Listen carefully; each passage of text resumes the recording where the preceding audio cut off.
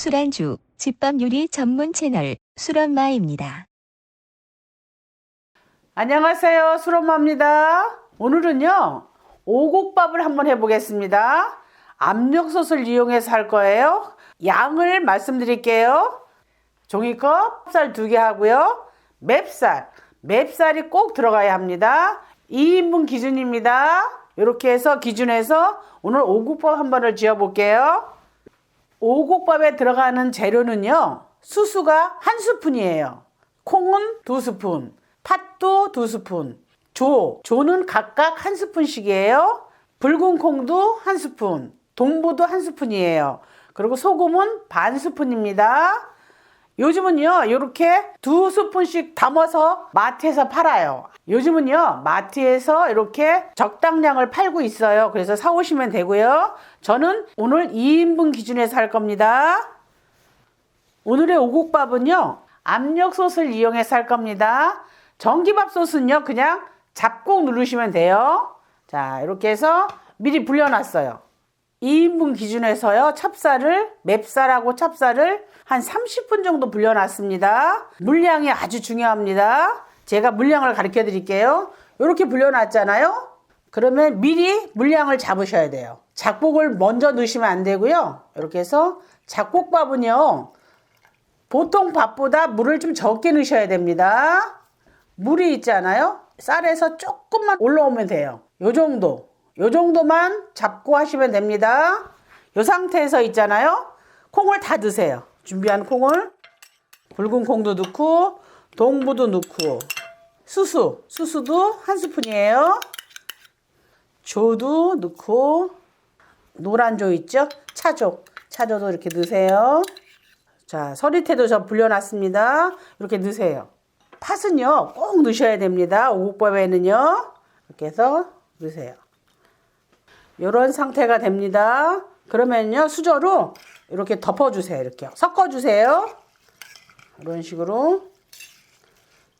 이렇게 보면 물이 별로 없잖아요. 괜찮습니다. 그 상태에서 있죠?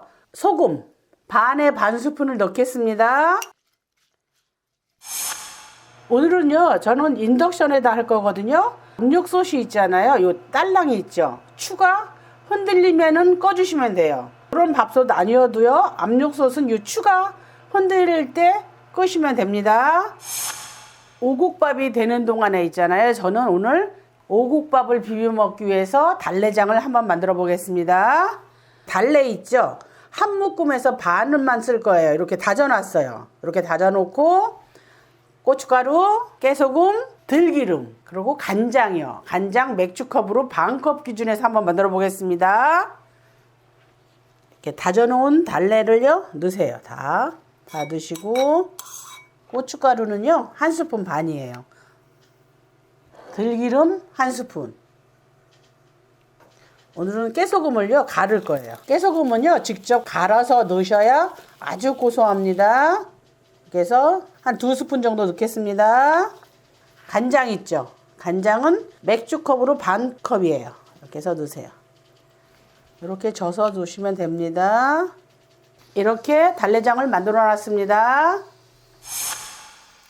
압력밥솥으로 한 10분 정도를 했어요. 그리고 뚜껑을 그냥 닫은 상태에서 한 1분 정도 놔두고요. 김을 뺄 거예요.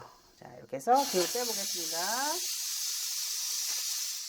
압력솥으로 한 10분 정도 하시고요. 추가 딸랑딸랑 하잖아요. 그럼 1분 정도 놔두세요. 뜸을 들이세요. 그리고 이제 불 끄세요. 불 끄시고 한 1분 정도 지나서 김을 빼시면 됩니다. 그러면 어떤 상태가 되냐면, 자, 열어보겠습니다. 자, 이런 상태가 됩니다.